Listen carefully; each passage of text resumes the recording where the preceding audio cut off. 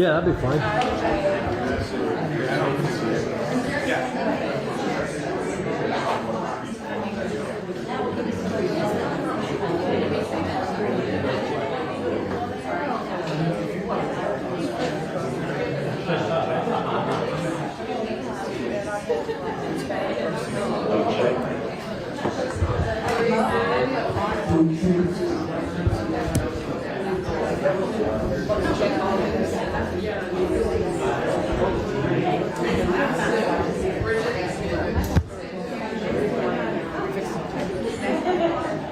Do you have Steve's going to come over today? Yes, yes. Okay.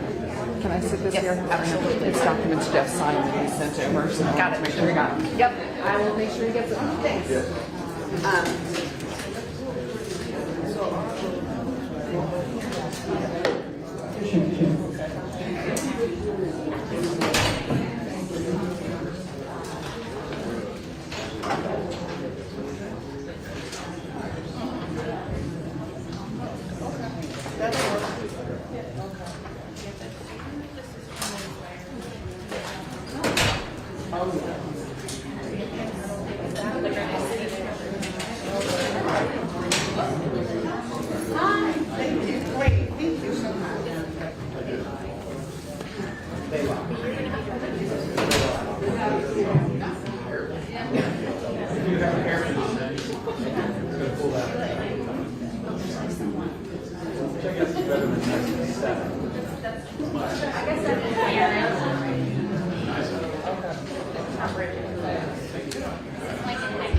Morning, Commissioner.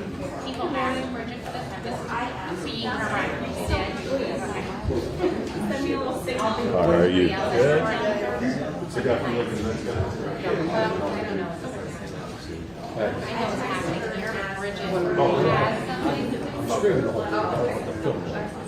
Anybody want this? Yeah.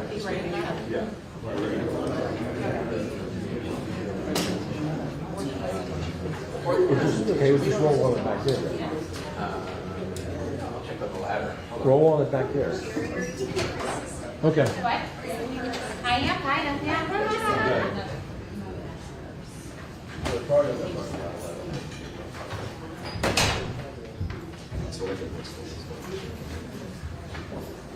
Okay, right. I understand. Okay. I don't need to be on my. Well then, what channel would I have to? Okay. Right.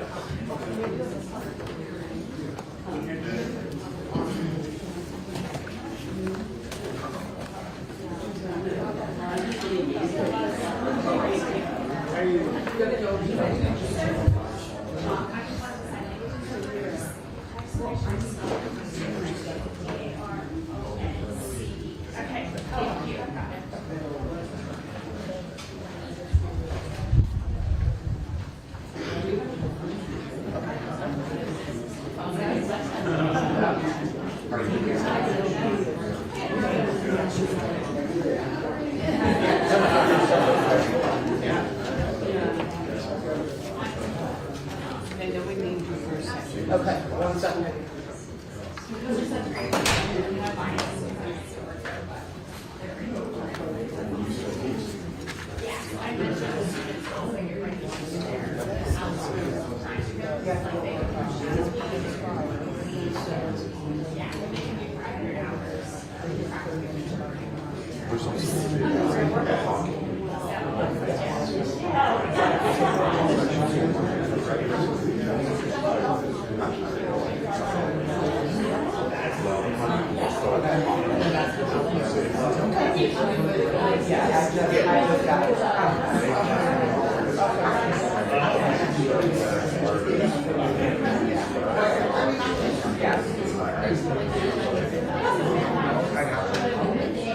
They're saying I might go live if they vote on something. So, they might have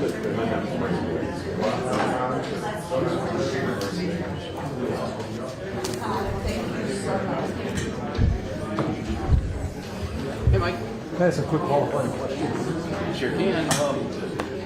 Last time we came here, we said the lease run through 2026.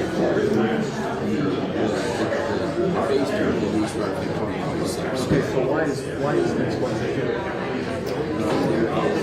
Provision of the lease that says the team has until June 30th of 2025 to say whether or not they can extend the lease for 2 years. Which would give, you want to policy sometime for Which would then extend it from 26 to 28. So, Okay. Oh, got it, yeah. And they can do that 5 times. we can do that 5 times. Yes. Yeah. But yeah, you got more. Yes. Okay. We're okay. I thought he had to go back to the station. She's going to. Vince, you got plenty. Yeah, That's what I figured. Okay, and we don't have a presentation for the I think she's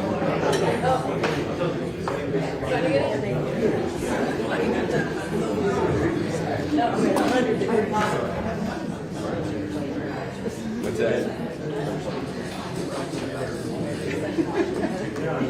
Are you actually watching the feed? No? Okay. But you will be after the meeting?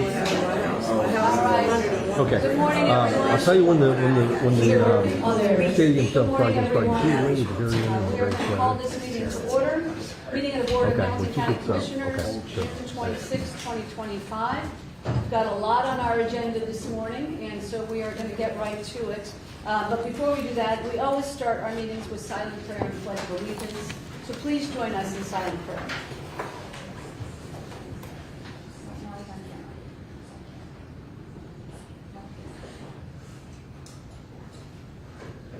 Amen. I pledge allegiance to the flag of the United States of America and to the republic for which it stands, one nation, under God, indivisible, with liberty and justice for all. Let's do introductions from the dais. Christy Marshall, Assistant Clerk. Lesson 3, Virgin Board. Stephanie Sunroad, Duelist Commissioner. Hamilton County Commissioner Alicia. Jeff Aludo, County Administrator. Ann Schooley, Assistant Prosecuting Attorney. I'm County Commissioner Denise Treehouse. I'm going to make a motion that we approve of the minutes of the previous session. Second.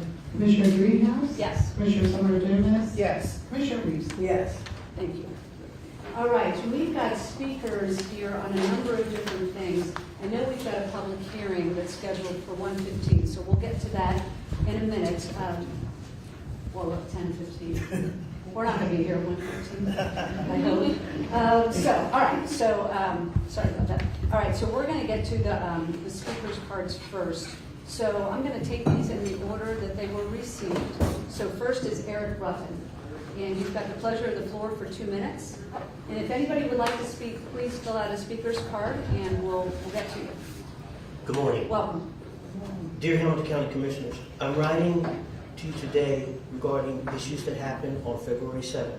Despite investigations by Hamilton County and the Village of Evendale, it appears that no corrective measures have been implemented to prevent similar incidents from happening again. To enhance public safety, I am requesting more support considering the following proposals as potential additions to law enforcement policies for any officer operating a vehicle in Hamilton County. 1, the transportation of individuals. A law enforcement officer in a vehicle should not transport any individual unless the following conditions occur with certainty. The individual's name must be known by the officer. The individual has been checked for outstanding warrants or pending violation. The police officer or county officer is certain that the individual entering the vehicle possesses no items that could harm themselves, the officer, or the police vehicle. The relevant jurisdiction outside of Evendale must be informed that an individual is being transported into their vehicle. The second condition that I would love to be met that happened on February 7th, everything that I say happened on February 7th that has been missed in this piece of document. Proximity to a school district. A law enforcement a vehicle should not lead or cause an individual or a group to be led within 1,000 feet of a private or public school property as outlined in the Federal Gun-Free School Zones Act.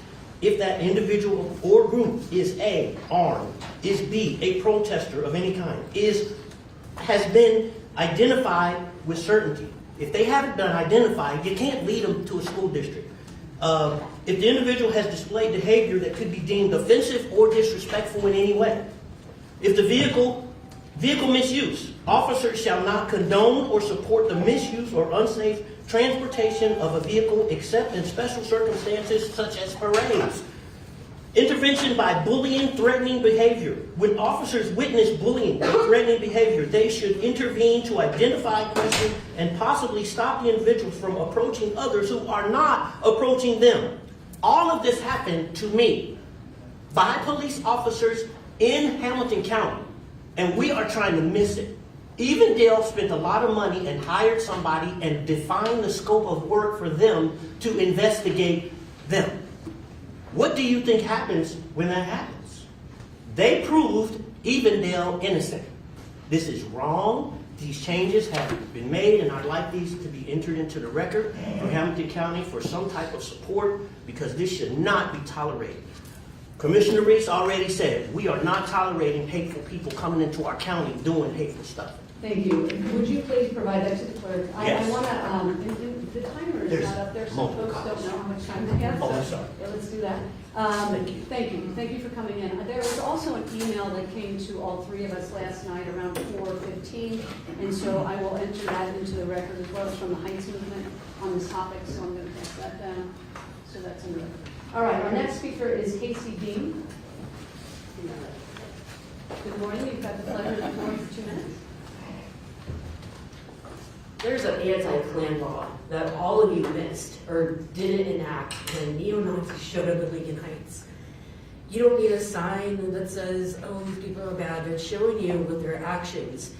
I've been following neo-Nazis for years about what they want to do to our country, what they want to do to our people. They want to kill us. They want to kill black people. They want to kill gay people and everyone that's not like them. All of you failed when you didn't find anything wrong. How can you let neo-Nazis into our neighborhoods and say, it's fine, they didn't do anything? You let a cop escort a van, a U-Haul full of armed neo-Nazis with AR-15 style rifles loaded to a school, to a freaking school. And none of you say they didn't do anything wrong? What about this Klan law? As a protester, I can't wear a mask because I might get charged with this anti-Klan law. They tried to do it with Xavier and OSU last year for Palestine protests. How the hell are Palestinian protesters the equivalent to the Klan when you have the actual Klan showing up in force with arms? You're just gonna let them do it?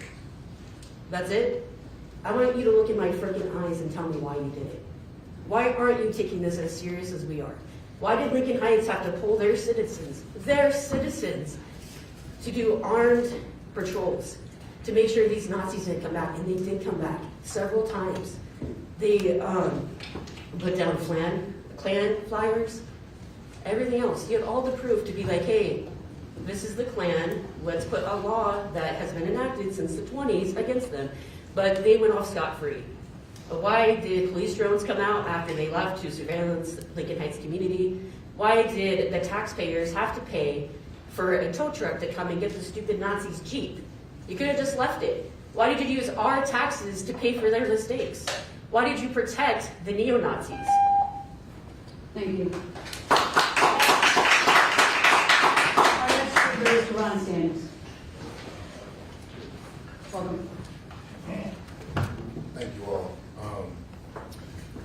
A lot of this has already been said, and I really just want to present the opportunity to speak once again for the residents of Lincoln Heights.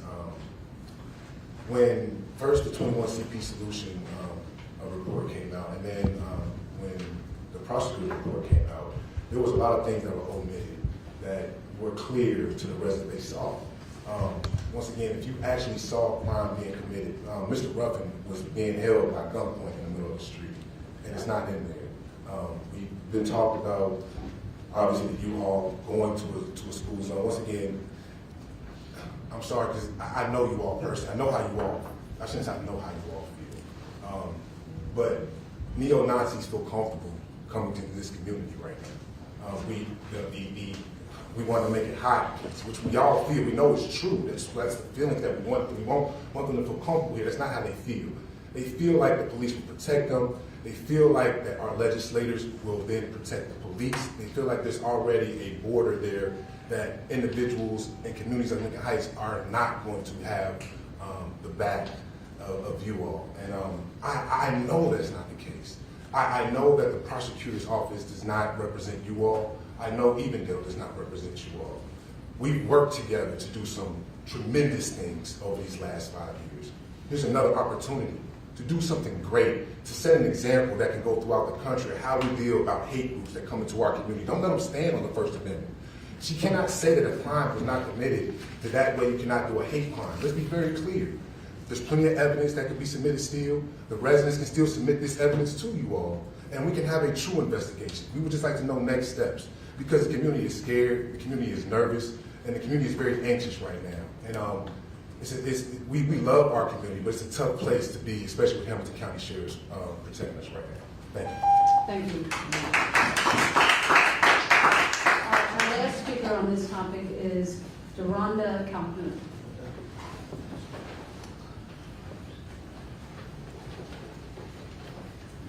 Welcome. Grand Rising. I'm coming to talk about the appeal. We're asking for you all to appeal the report that Evendale has put out, stating that the Nazis did nothing wrong. Just the pure fact that they left the sidewalk and stepped into the street means they committed a crime. There's a sign there with a circle, with a person with a line going through. That means you are not allowed to have pedestrian traffic in that area. So therefore, as soon as they stepped out into the street and put Mr. Ruffin at gunpoint, pretty much what it was, and that alone said that they committed a crime. So we're asking you all to investigate Evendale's report and appeal it so that we can be able to get justice for our community and also for every person that felt threatened by their presence in Lincoln Heights. I know that we all keep on getting caught up in the freedom of speech, but once we also have a law that talks about hate and hate crimes. And what they provided that day was a hate crime because there was nothing for them to be protesting other than everyone's assistance. Thank you. Woo, thank you. Thank you all for coming in. You're right, we do have, all three of us have a strong relationship with the community of Lincoln Heights. So thank you for providing good written documents. We will review and follow up on them. We just got them last night and this morning. But thank you all for being here. I do appreciate it. I do want to welcome my colleagues' comments before we move on. Well, I just appreciate the ones who are coming out to speak. I know how much you love Lincoln Heights. I also love Lincoln Heights. I don't live in Lincoln Heights, so it is a difference. But for you to fight for where you live, I think it's extremely important, and not to let it just die, this issue. So I appreciate it. Thank you, Commissioner Reese.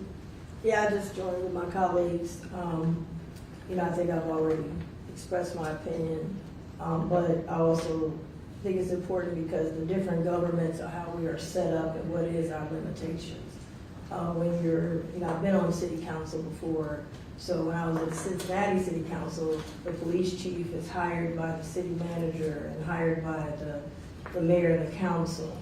At the same time, they have a solicitor, and they're working. The county is set up a little bit different, and I think, for me, I've been trying to think, I think we've maxed out in terms of what we can do. We're not an investigative body. I can't arrest anybody. I can't put any handcuffs on them. I'm not the judge. I can't hit the gavel. Can't put anybody in jail.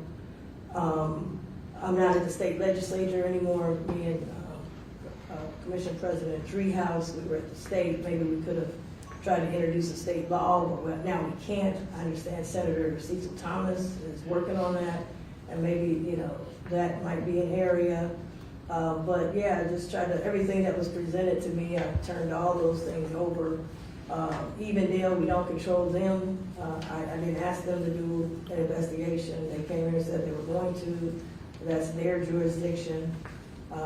Municipality, I know that the county sheriffs are there, but there was a time when Lincoln Heights had a police department.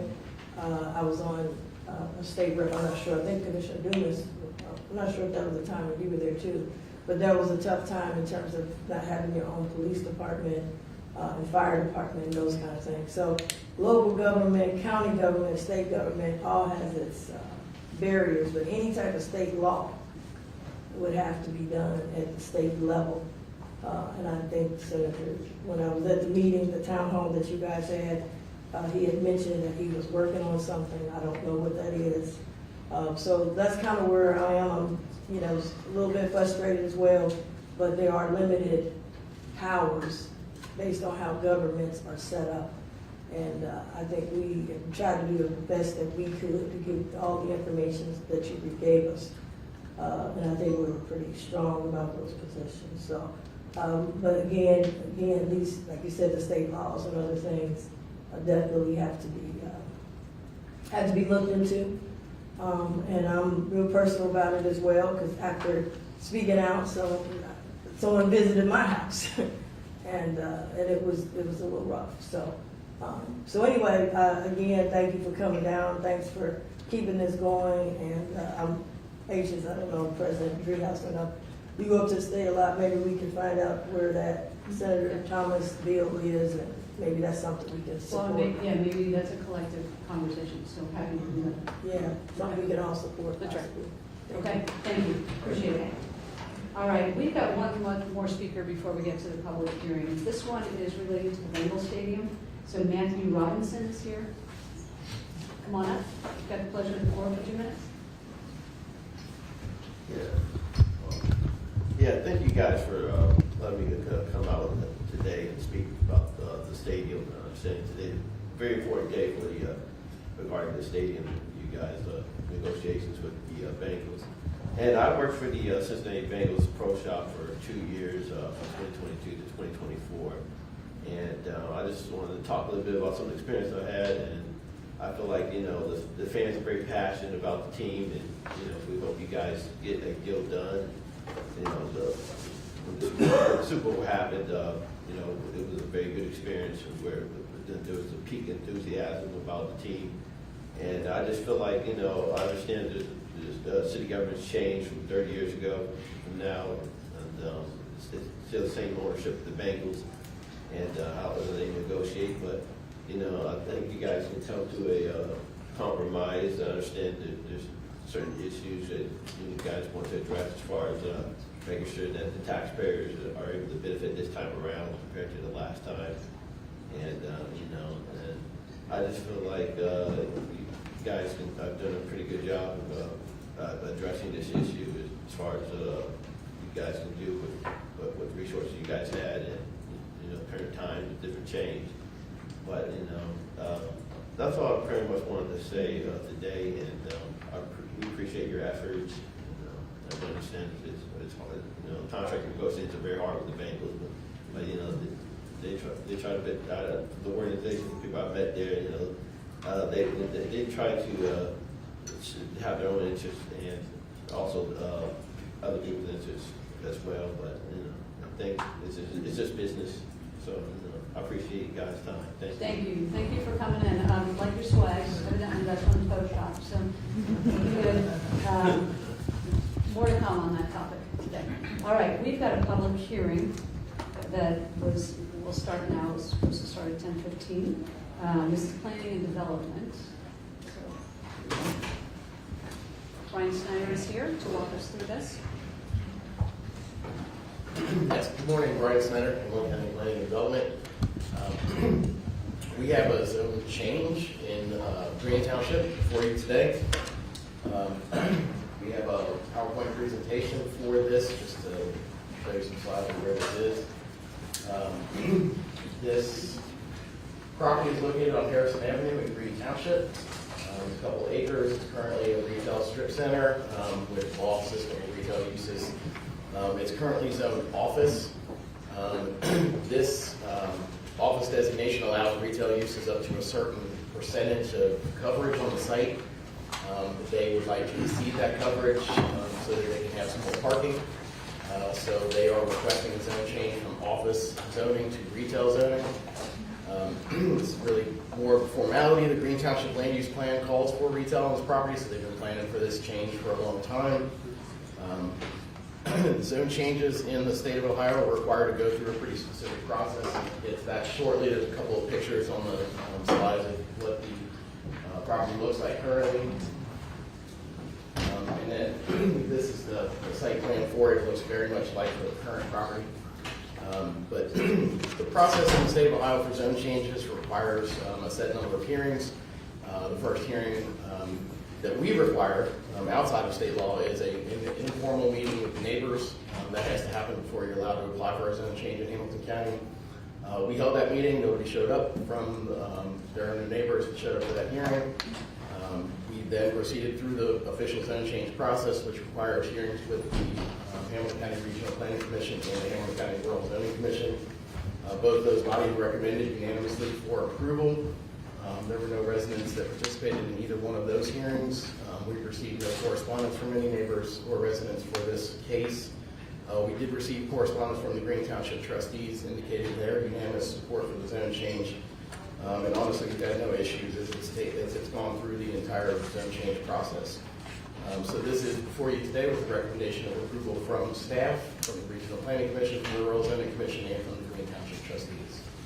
Thank you. To answer any questions. Yeah, thank you for that explanation. I have one question, and I'm sorry if I missed it. Did you say that they're converting the parcel of property into parking? No, they've already got a retail use on the property with parking. They're just expanding the parking. So they're they're expanding the parking, and so my question then is, I noted on that slide that there was a retention basin towards what looked like the north of the property. Have accommodations been made for the increase in the impervious surface? They will have to work that process or those calculations through with the Hamilton County Stormwater and Development Division of Planning and Development when they get their approvals and their permits for building the expansion. Okay. All right, thank you. Commissioner Summer Dumas? Thank you for your presentation. What method did you use to notify the people, the residents who are surrounding that area? Sure. So the informal meeting that I mentioned before, you're allowed to apply for a zone change. We send out notices to every property owner within 200 feet of the boundary of the property. It's 200 feet more than we're required to. Honestly, the state law requires us to send a notice only to the neighboring properties. But historically, the county has always sent notice to additional properties. So we sent notices of that meeting to everybody within 200 feet.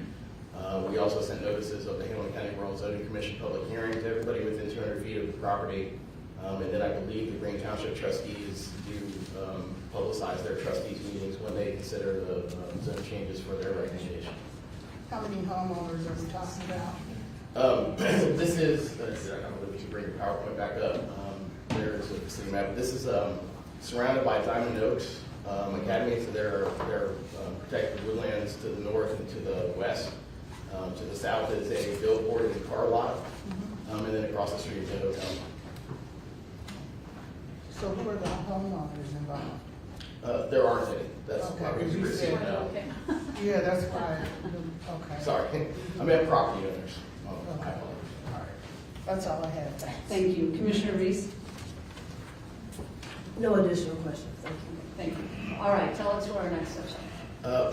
If you're inclined to approve the development, you would close the public hearing, take a motion to close the public hearing, and vote to close the public hearing, and request a resolution from us, which we will prepare today and place on the agenda for 2 weeks from today. All right, if there are no further questions, I'm going to make the motion to close the public hearing. Second, Commissioner Greenhouse? Yes. Commissioner Summer Dumas? yes. Commissioner Reese? Yes, Thank Thank you. you. Thank you, appreciate it. We've got one other item that I know of that we've got some members of the public here for, and it's the Inspire program item. So Commissioner, why don't we bump that one up before we get into the meat of the agenda? Okay. Thank you, I appreciate it. My colleagues allow me to do this. We have an Inspire initiative that we try to recognize once a month those who have been recipients of our $5,000 award. Alice Bledsoe, she coordinates the whole program. And Robert Dale is also responsible for that. So I'll just let you speak, and then we have someone else who's the coordinator of it can speak for sure, so thank you. Thank you. Good morning, Commissioners. Today we have Arts Equity Collective, and we have Mo Poetry, who works with the youth. I'll let her speak. Okay, great, welcome. Hello, thank you for having me. I just really want to take the time to thank the Commissioner's Office and the Hamilton County Economic Inclusion Grant. We have been trying forever to get into the Cincinnati Public Library. Through this grant, we're able to offer 62-hour sessions. We're going to be at the Walnut Hills, Westwood, and Price Hill branches. And I would just like to encourage, this will reach at least a minimum of 1,000 students. There's so much in the atmosphere today, and believe that our children also are impacted by what is going on in the city. And as a leader and as an advocate and an activist, please just continue to funnel funds that through. Our team has over 300 years in education. 80% of us are trauma-informed certified. And this is what's needed in this time for adults as well as children. So I want to thank you again. Thank you so much. Did you want to say anything about your program objectives, or? Yes, so our objectives, of course, since I am a poet, it's very heavy on Voices Unleashed. So we work with students with their creative writing. We also prepare for ELA 2 readiness, or previously Ohio proficiency. So we are all about just literacy, expression.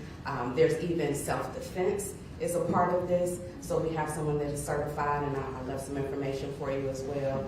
But it is a well thought out plan so that visual arts, spoken word are going to be used as the main modes. And I also dropped off some information about our SOS Empowerment Arts and Healing that is funded by Arts Wave and others. We are doing what we can to get into the school systems and to support our teachers who have been working so hard during this environment. Great. Thank you. Don't go anywhere. We're not done. Okay. Yeah, I just wanted to thank you for the work that you're doing in the community, and I'm especially excited about the partnership with the libraries. The library is such a great partner, and they are renovating many facilities throughout the county. I actually just took a tour yesterday of the main library, and they're fantastic partners, but not everybody recognizes that, and I'm so glad that you do, and that you're utilizing their facilities, because I really think they're top notch. I appreciate it. We've tried at least 4 times submitting proposals over the years to get in there, and I never even get a call back. So this is major. That's great. Yeah, thank you. Commissioner Reese? Yeah, thank you. And I just want to also echo that about the library. We've got some very neat facilities, and they've always been a good partner with us. With our 513 Relief Bus, and hopefully when you do our youth day, we can have you included. I know some of Alice usually includes some of the folks from the Inspire program when we do our youth day with it. So I just want to say this is great. I was looking at this, it's really cool. I love this. This is great. So thank you, Alice, and thank you, Commissioner Dumas, for bringing her forward. Thank you.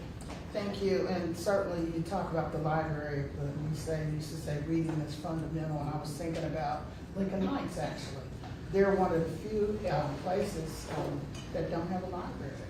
We have to get a library in there, and that might be one of the last things that I do or try to do with the board or whoever's here, because you have to have one. You may have a little one in the school, but that doesn't qualify for a library. So I'll be talking to some public library people about that. So we're going to take a picture. Usually we forget to take one.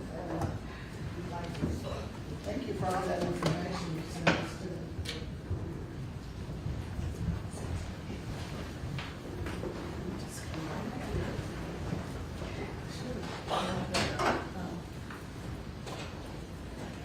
Alice, just the big pack. I'm just gonna hold it on. What is that she's holding? Oh, hold on.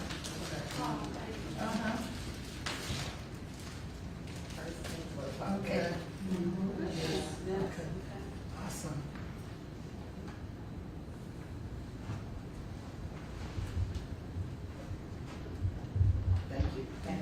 There's one more.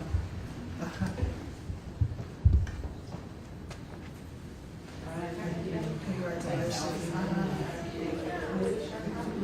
Yeah, don't say one. Thank you.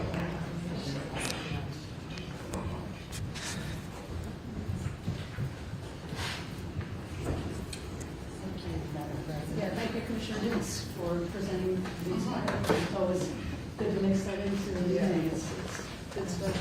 I stand corrected. We do have one other thing. The clerk, of course, is here. He's going to talk about the Project 250.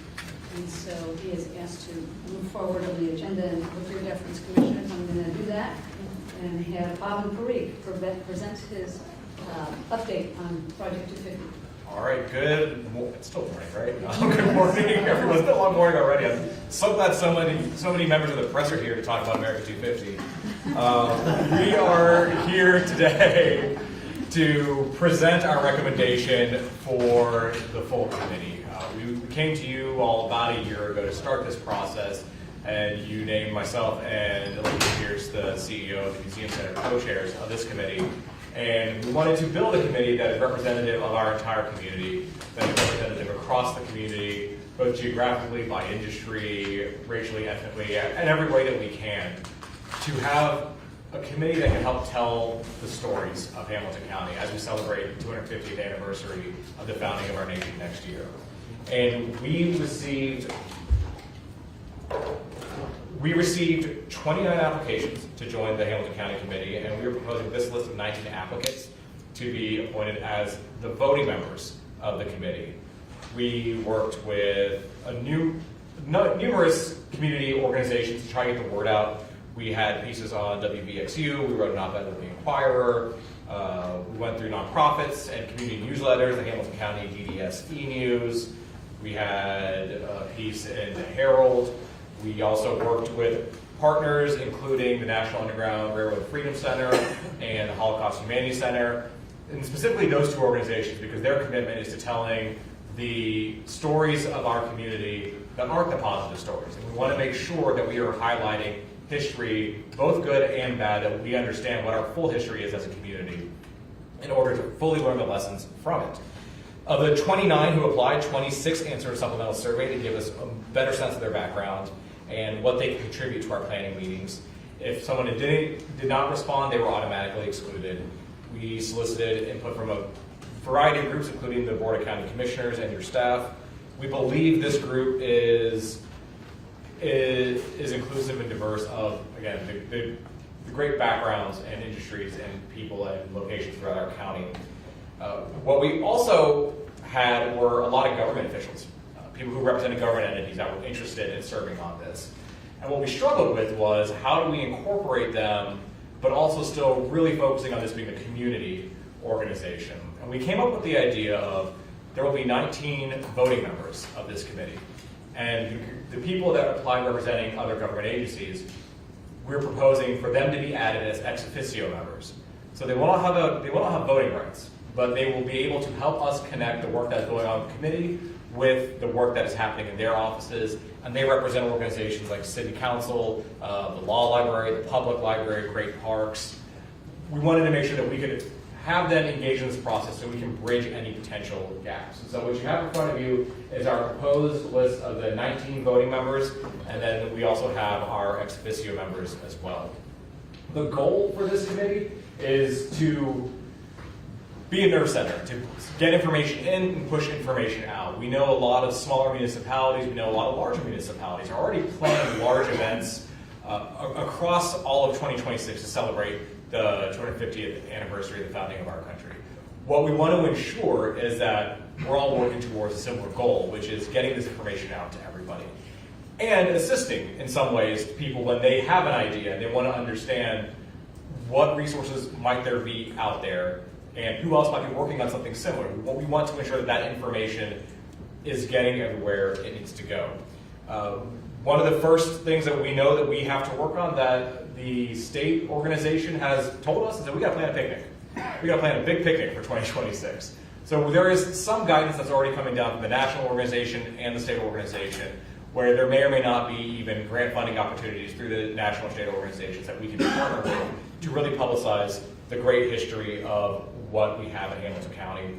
We plan to have a public calendar that will be listed on the Hamilton County website, so all members of our community will know what's going on. And the other goal is really to just get together and figure out what our goals really are. How do we want to move forward to get this information out, to really plan events both big and small for our entire community. What you have up here are the themes that have already been decided upon for how Ohio is going to celebrate America 250 in 2026. And this kind of represents our first blush list of, okay, we know that in January we want to focus on Ohio's first. We know that in September we're going to focus on sports and recreation. So this gives us a little bit more structure as to how we want to plan events, what we want to look for to highlight in particular ones. And as organizations are already planning events, to maybe nudge them and, hey, this is a big sports event, see if you can do it maybe in September. If this is about the film industry, let's look for the month that we focus on film and arts and culture. If it's involved veterans, let's look for November. We want to make sure that we are focusing the efforts so that way we can help push these themes out to the rest of our community. We also don't want to ignore what we already had as far as Affinity Months. February's Black History Month, March is Women's History Month. We also want to use those structures already in place to work with the work that we're doing and encourage people not just to focus on only these months that are listed, but the other recognitions we have throughout the year to focus our activities around that. So the big first opportunity is the July 4th, which will be the big national celebration of America 250. And we want to ensure that we spread this out throughout the entire year. Like I said before, this is not just for a party. We want to acknowledge history, both good and bad, of our communities. And we are really excited to be able to lead this effort. We, as soon as you all hopefully approve this resolution, we will get with all the members of the committee, get a meeting on the books, and start working towards planning already 6 months in advance of next year starting. So we want to be sure that we can hit the ground running, and just thank you for all of your support, and would love to answer any questions. Any questions, Commissioners? I do want to thank you for all your work on this, yourself and Elizabeth Pierce. That committee looks fantastic. I'm glad you're moving that forward, and you've got the ex officios. I think it's really important to stay connected to all the major organizations in the county, so thank you for your foresight on that. So we really appreciate the update. Commissioner Silver-Dumas? Thank you for all your hard work. Certainly appreciate it. I looked at the numbers for the voting members, and it was, as you say, very impressive. I asked about the non-voting members. You've already put in those who are not going to be able to vote. They will be ex officio. And just being culturally sensitive, you were saying a big picnic, and you might want to look that up historically. It's a little offensive to some cultures to say picnic, so you might just want to say a huge celebration. Okay. So I see your eyes are like, so I can talk to you later about it. Yeah, okay. Thank you. Commissioner Reese? Thank you. Thank you for the presentation. Thank you, Commissioner Dumas. I was getting ready to hit that, hit that item, picnic. Mm-hmm. And then hopefully, I don't know all the people that's on here. You've vetted them and those kind of things. And, I think it's important to have a celebration, but we got to also think about realization. 250 years has not been a crystal ball for all cultures here. And we have to, I think, make sure that that is included. I don't want to be celebrating and we're in a time where people are losing everything. So we want to just be sensitive to the history, and I know you are. But I'm putting that in now. I don't want to have to go through 13 votes to get there. My concern is that I don't want to have this big cake and punch and everybody is, Medicaid's getting cut and grandma's losing Medicare and somebody's losing their house. And, we got to be sensitive to that if we're talking about the whole story, as you've indicated. And then the whole story of folks that came here looking for freedom. I'd like to see the 250, I'd like to see a placard go up on the Ohio banks for Bucktown. I'm putting that in now. I don't want to have to get 13 votes. Bucktown is a place where the slaves lived on the Ohio River when they somehow miraculously was able to swim across from Kentucky to Ohio without any swim lessons. Some died, but a lot of them survived. I wouldn't even be here if none of them survived. They lived on the Ohio Banks, which is across from the Cincinnati Black Music Walk of Fame new location. And they lived there because it was the floodplain. It was bad land. But somehow we figured out how to put the garages on the floodplain, and now we have stadiums and restaurants and those kind of things. So it's now a valuable, one of the most valuable pieces of land. But they got ran out of here. There was a thing called black walls that were done by the state of Ohio that ran them out of here and ran them to the West End. That's a whole, that should be included. And then the West End, they got ran out the West End. My grandmother lived in the West End, 1082 Lynn Street.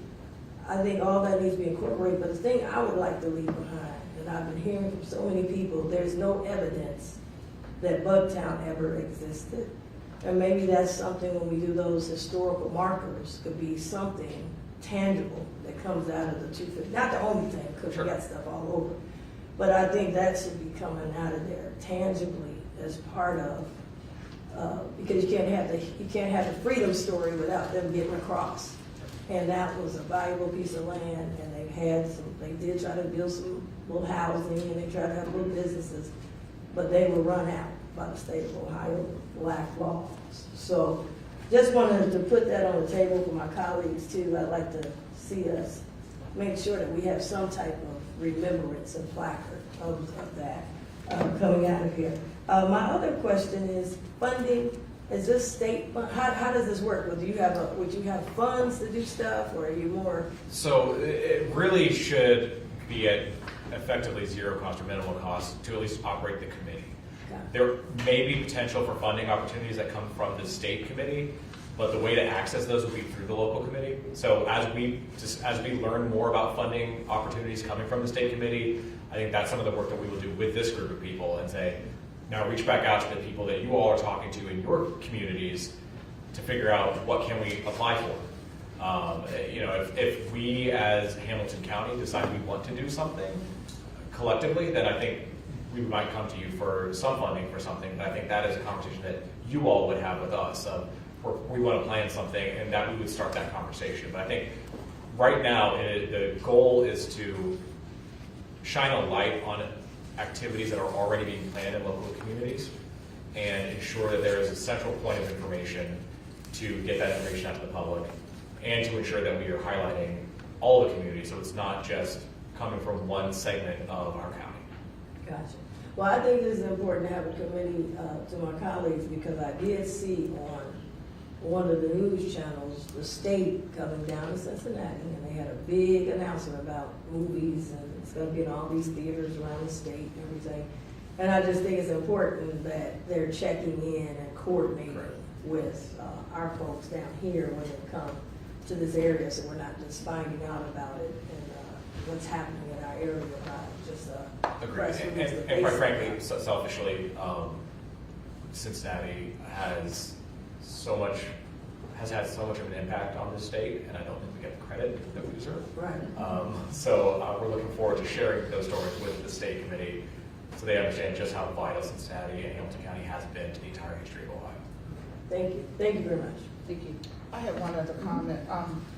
I think I heard you say you may have to come to us for funding, and I'm just wondering why the state didn't give like an allotment. They're the ones who wanted this to happen.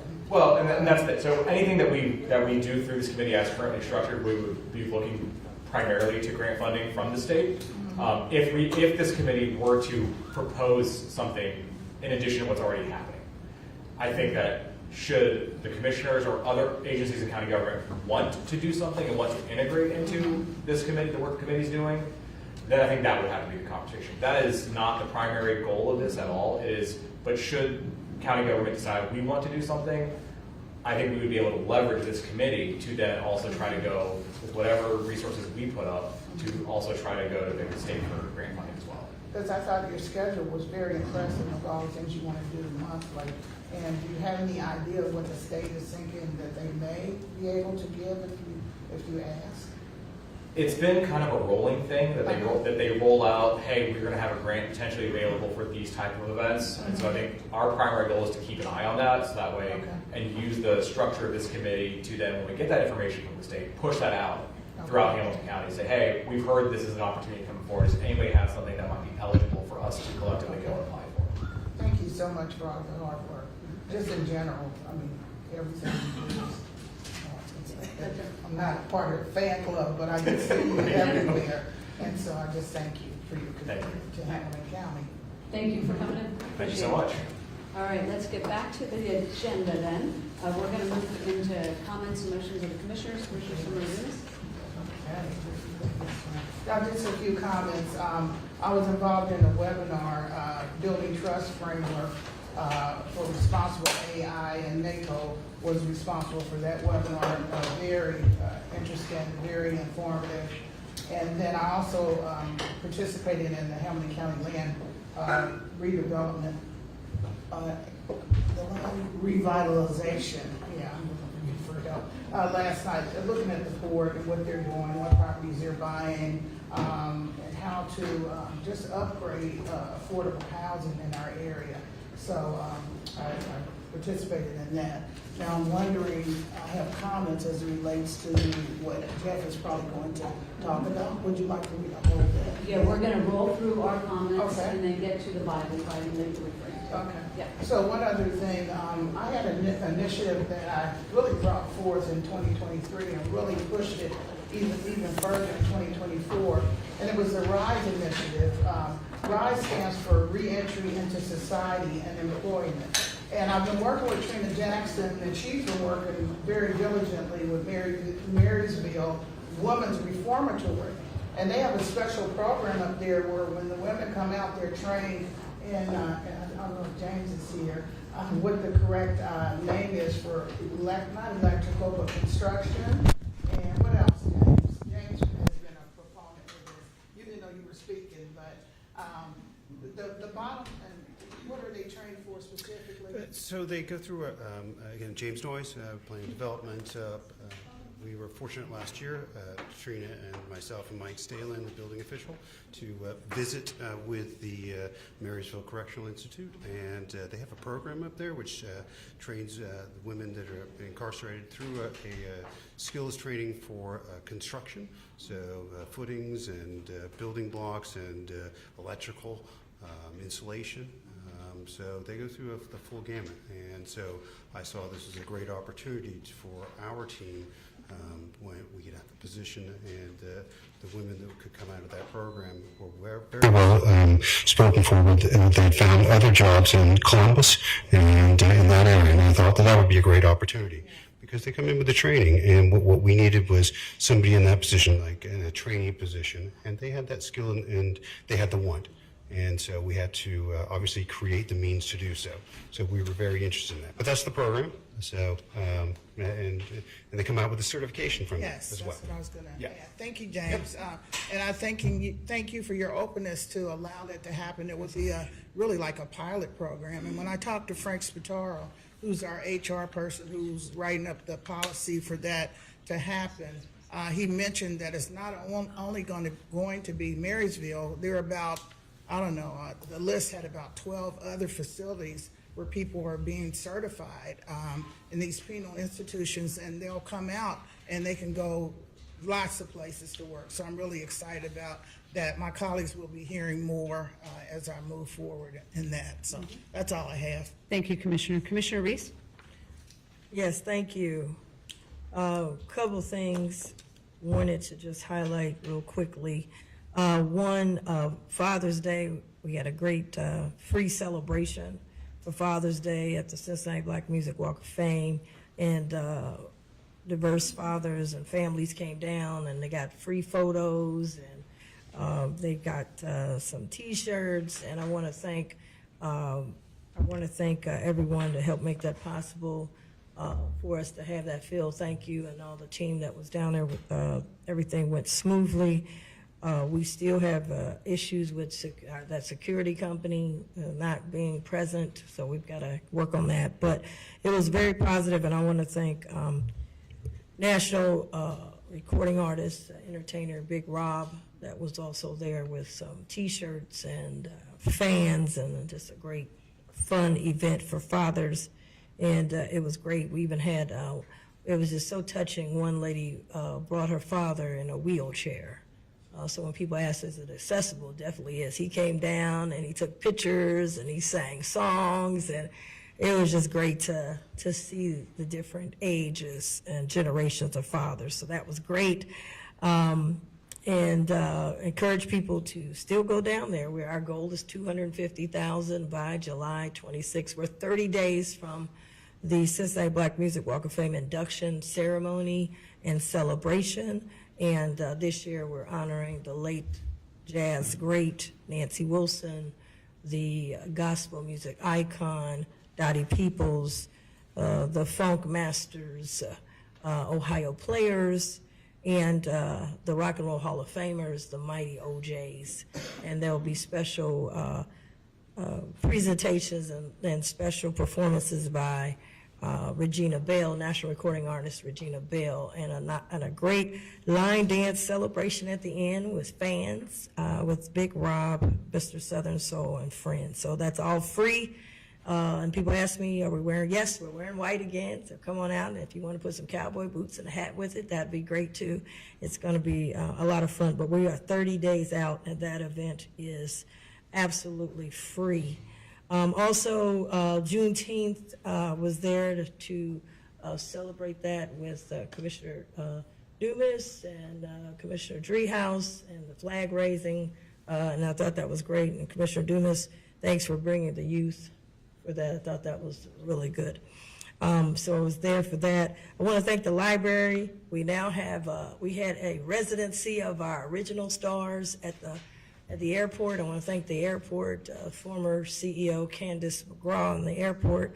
And now we have a permanent exhibit at the library, the main library downtown. We had the unveiling and it was packed. They have limited edition posters, and we had autograph signings, and the YOLO band performed. It's kind of like a pre-Juneteenth celebration. And you could go to the main library right now, and though it has a permanent library exhibit, and I think we're the only ones in the country that has something like this. So I want to thank Paula and her entire team at the library, and I want to thank my team as well to help putting those together. So I want to thank Beta Stevens and Jackie Taggart Boyd, Romaine Jones. I want to thank Mr. Aziza, Al Chang. And so we want to thank everybody that helped put it together. So, and we did have our Graders cake. So yeah, of course. I was looking at your pictures. Uh-huh. Can you leave that up for a second? And the second row all the way to the right, the man standing up there looks familiar. That's not who I think it is. To the right, standing up there, that's the YOLO band. No, it's not who you think it is. It's not him. That's not him. It's lookalike. Yeah, okay. I feel like I'm missing out on That's the something. YOLO band. Mr. President. Oh, all right. Yeah, I thought maybe she had invited him. No. So anyways, that, and want to thank Shirley Murdoch. It was her 37th anniversary. Her and her husband, Dale. Her husband is the music director for ZAP, who's also in the Cincinnati Black Music Walk of Fame, and she is also in the Cincinnati Black Music Walk of Fame. So it was great. I think I made sure I named everybody that helped out. Beta, if I didn't, give it to me, and I'll make sure they get acknowledged, because they all volunteered, and I thank them for it. And it was great. So you could go there anytime to the main library on the second floor, and you can see all of the artifacts, and they just did a fantastic job. It was just awesome. Also, on Juneteenth, so I normally always do, I joined the Urban League for their Juneteenth celebration. I want to give a shout out to Christy Coons, the CEO. They did a fantastic job in Avondale, and it was just a great, another great event of bringing the community together. So I want to thank them for that.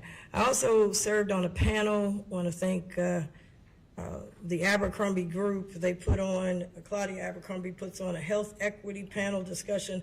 But I want to thank UC Health. They had their panel and asked me to join them to talk about the 513 relief bus, and with a number of other panelists and doctors who were on there. And this think tank was amazing. And there was just a lot of great feedback on the 513 relief bus and people seeing it and what we've been able to do to bridge that gap on health inequities throughout the county. So that was just great. That was at the Hard Rock Casino. And then I think we mentioned this already. We did do the ribbon cutting ceremony, myself and Commissioner Dumas, on California Avenue for the Brunch Deluxe in Bond Hill. And I went back there and did, because I couldn't get any food when I cut the ribbon. I said, I'll be back. So I did get a chance to go back and celebrate pre-Father's Day weekend with my dad and others to eat there, and it was great. So hope people go there. 513 Relief Bus, we have a major marquee event coming up. It's going to be this Saturday. Join us for Tots for Teens, Family Health Day. It's going to be on Saturday, this Saturday, June 28th, from 10 a.m. to 2 p.m. We'll be on the lot of Corinthian Baptist Church.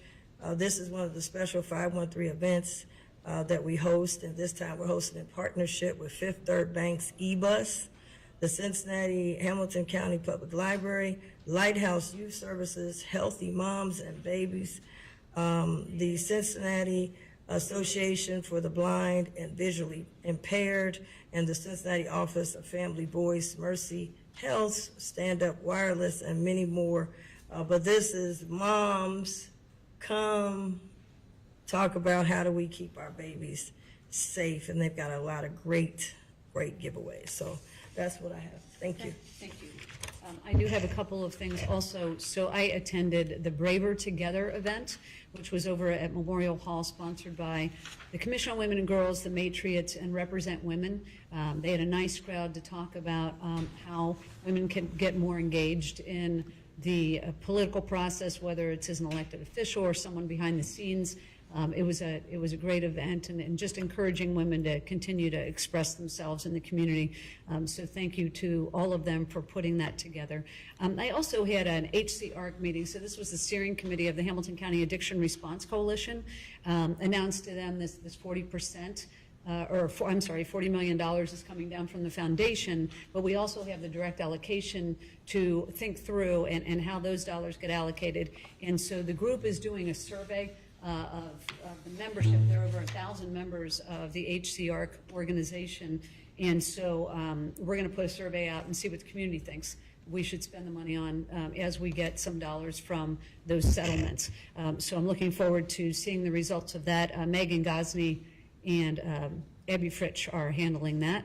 I went on a library tour yesterday, as I mentioned, thanks to Paula and her team. I did see the stars. They're very, very prominently displayed. They're very, very nice. But it was a reminder of all the work that the libraries are doing, not only to the facilities themselves, the capital repairs, but they're creating a more welcoming atmosphere, and the library was packed. On all levels, all ages, all kinds of folks were in there. And so congratulations to them to holding true on their promise of really rethinking what a library should be as a community asset and making good on that promise. So I was really, really thrilled to see it. And then lastly, we just had, at 9 o'clock this morning, we had a big celebration about the 10th anniversary of marriage equality. And so Jim Obergefell is here in Cincinnati today. He was the plaintiff for the case. Al Gerhard Stein and Jennifer Branch were the attorneys that took it to the Supreme Court. I was reminded that 10 years ago, we were all standing on the steps of City Hall, bidding Jim farewell and wishing him luck up at the Supreme Court, not knowing how it would go. And he and we prevailed. So we now have marriage equality in the country, and so many people, 600,000 couples have gotten married since that decision. And so it's really a marker in history, and also has allowed individuals to be their authentic selves and to come out in the LGBTQ community. So just wanted to not miss the occasion to celebrate with Jim and others, and thanks to the folks that attended. It was really, we don't always get to celebrate everything, but we celebrated this one. So I really appreciate his attendance there. That's all I have. Commissioner Summer, do you have one more thing? Yeah, just one other thing. I'm sorry I forgot about it, but there will be a grand opening tomorrow out in Forest Park on Northland When I first came here, I talked about our efforts to get more services out past the Cincinnati city limits, and we've been doing that as a board. So people will be able to access services out in the Forest Park areas, Forest Park, Springdale, Woodlawn, and this satellite office will include some of Job and Family Services, Emergency Management Agency, and 513 Relief Bus will also be housed there. And our EMA program will have some drone demonstrations for everybody to see. We'll have food and celebration and music and everything. So I just want to thank my colleagues for their coordination and agreement to do this. It's from 1 to 3, and the ribbon cutting will be about 1:45. So everyone, please come out and see it. We're excited about it. That's all I have. Thank you.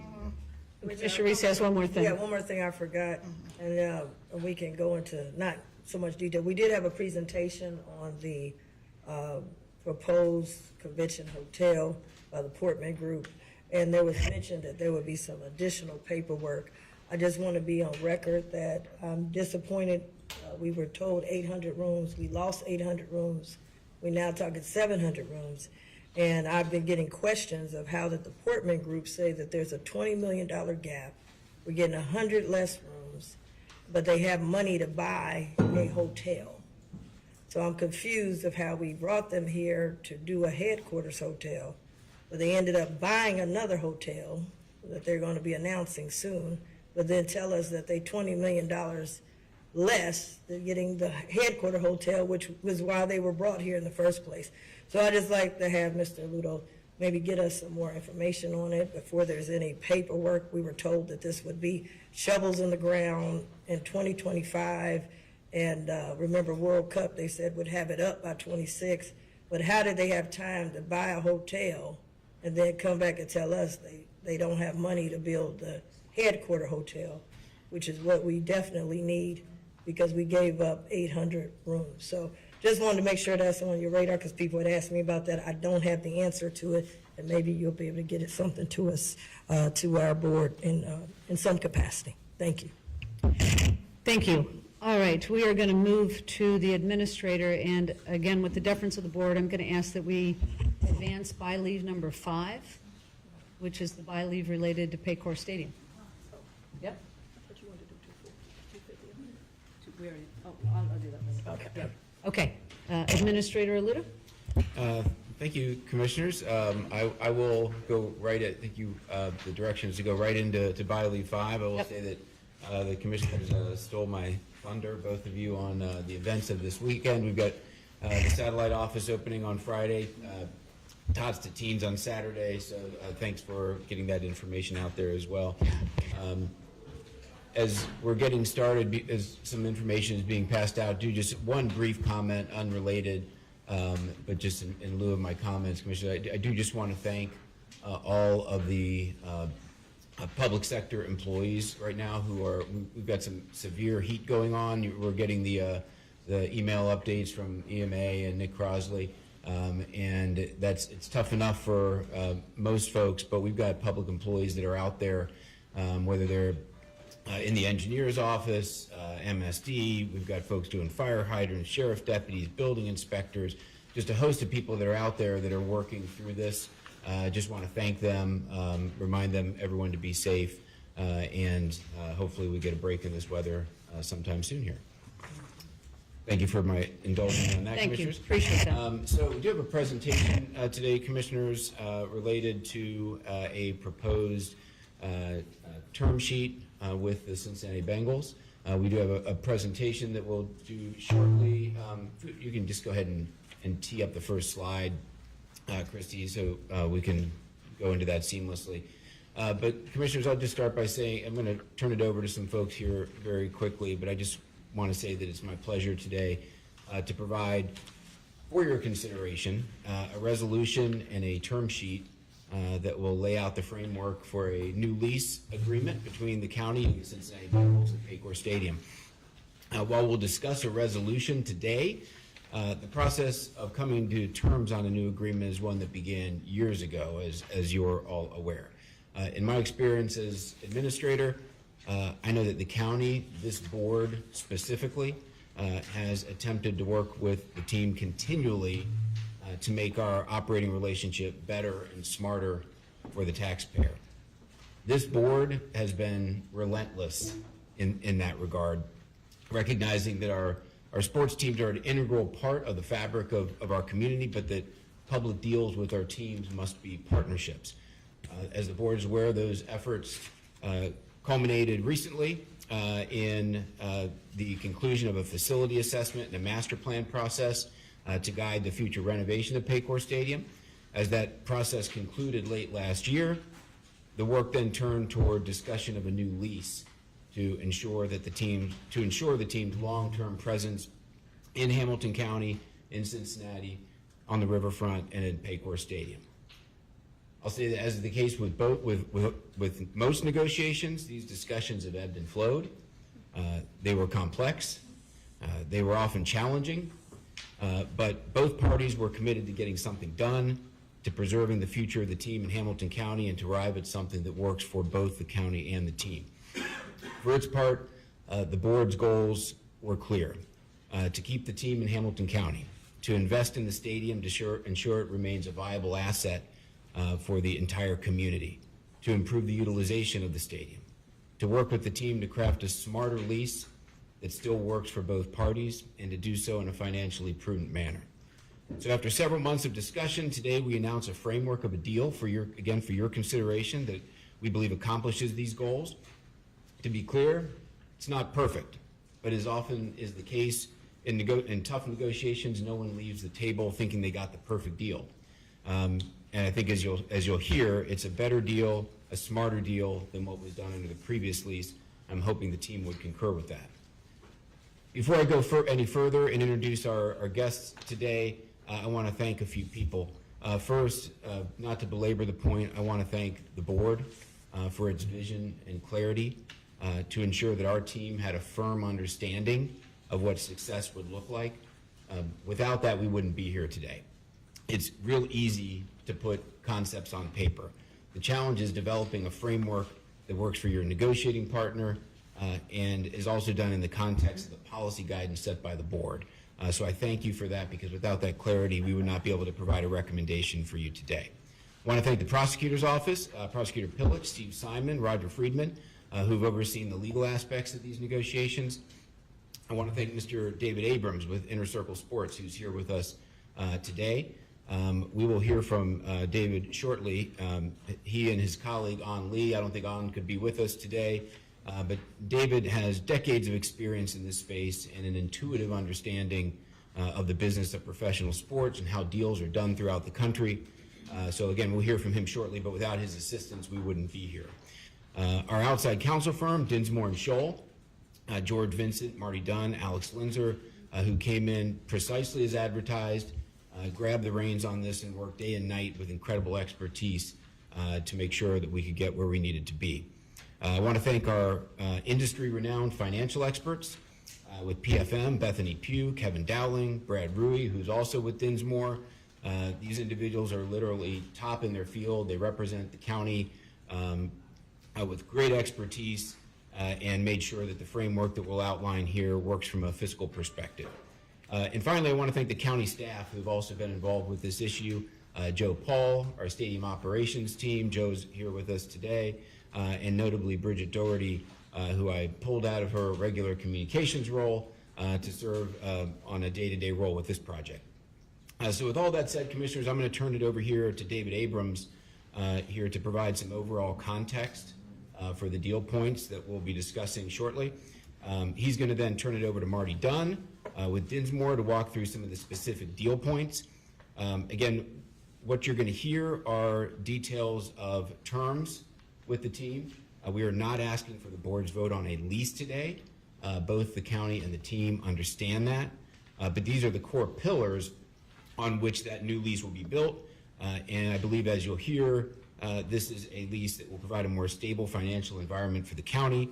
It'll address the needs of the team, provide a better environment for fans, and ultimately it's a smarter deal for the county and its residents. So, Commissioners, unless there's any opening comments, I'd like to turn it over to Mr. David Abrams to provide some context on what you're going to be hearing from Mr. Dunn. Thank you. Welcome, David. Thank you, Mr. Administrator, Commissioners. I appreciate you having me here to address you. It's been a long road. Just real briefly, because I have never had the opportunity to really address you in this forum. I'm David Abrams. I represent Inner Circle Sports. We are a boutique investment bank. I'm based in New York City. We focus on the sports ecosystem. My primary charge inside of our company is to work on sports anchored real estate, so stadiums and arenas and the development around them, and that's what I spend the most of my time on. I've been doing this since the early 90s and have represented a number of NFL franchises as well as governments, but I work across all sports leagues and mostly in the United States. While our company does some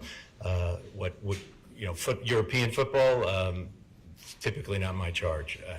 I'd like to tell you that one of two really important things that I focus on whenever I'm hired by unit of local government, that is team. So the team that's been on basically in negotiations. And so from the administrator's office to the prosecutor's office to your outside legal counsel and your financial advisors, it's been nothing short of an A1 team. I mean, just really good people, all heading in the right direction to create something that is both long-lasting and good for both the county and for the team. So I couldn't do my job without the people that are sitting here and in the administrator's office and the leadership that the commission's given us, as well as terms of the objectives that you want to achieve, also very important. When we get a sort of a list of things to do and we get the help to do it, it makes the job so much easier. So the fact that I'm standing here is a product of that everybody else that you've employed has really done their job. Right? The other thing is that I always look at an agreement being one that not only should we be able to shake hands the day you either vote for it or we move forward, but when it's over. 5, 10, 15 years down the road. It needs to be sustainable. These business agreements are oftentimes fraught with complications, those that people can't see into the future for. And quite frankly, maybe my spidey sense is that I see down the road as to what is important for community, what's important for the team, what's important for the fans, and what's important for the elected body that's making those decisions. I can't say that I have every issue locked up, but I have at least a sense of purpose going forward. And what we're trying to accomplish is something that you'll be proud of, not only this year, but next year and the years after, and the people that follow in your footsteps.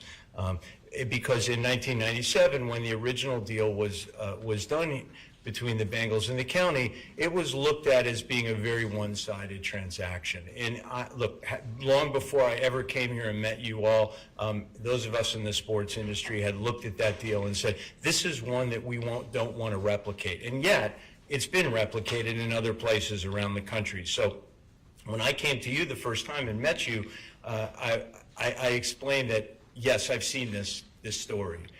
It's not simple. It's not easy to just turn the switch off and move the risk from, let's say, the county over to the team automatically. It happens in phases, and that's what we've done. So we've created a business arrangement, at least the framework for a business arrangement, that is shifted risk away from the county. We're capping your capital expense exposure. We're getting more contribution from the team. We're creating an era of cooperation between the team and the county, one that didn't exist before, not in the way that you all would want it, not in the way that the community would want it.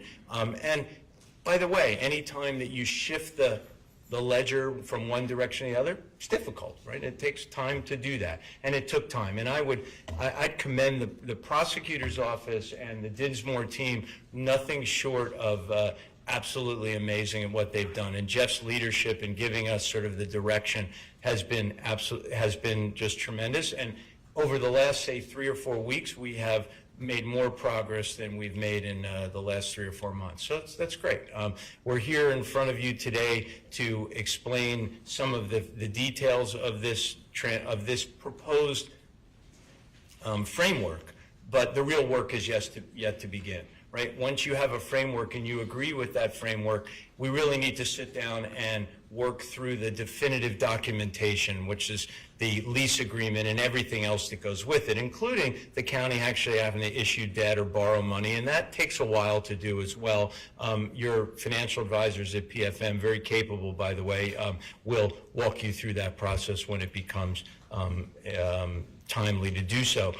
We're going to focus on the framework of this agreement and how it goes into a lease structure, and then there'll be other elements of that business arrangement that we will be working on as well. So we'll try to do this in as quickly as possible. It doesn't happen overnight because putting pen to paper on a lot of terms takes a bit of time because everybody's looking at each word and its impact. So with that, just a few things and I'm going to turn it over to Marty Dunn to give you more finer details on this. And I can't thank Marty and George and Alex enough for being at my side, and it's been a nice partnership. So thank you. We're limiting the exposure of the county to $350 million. This won't be done all at once. This is a team that's playing in its existing stadium. We have to do this over a number of years, 2 or 3 years. So the borrowing will take place over 2 or 3 years. The team's putting in $120 million. I look at that capital as coming from them and the NFL, but essentially this is a loan from the NFL. So the NFL will be contributing, but it is basically on the back of the team to make good on their promises to the league.